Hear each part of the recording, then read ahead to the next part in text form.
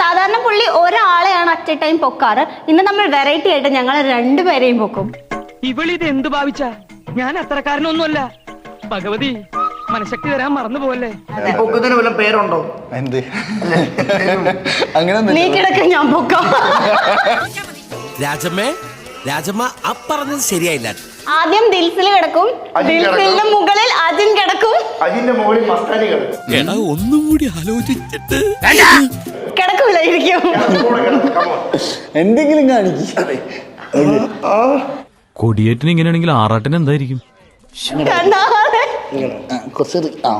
അയ്യോ, എന്റെ ഒരു കൈ എവിടെയാണ്? രണ്ടൂന്ന് കൈയായിട്ട് വന്നേണ്.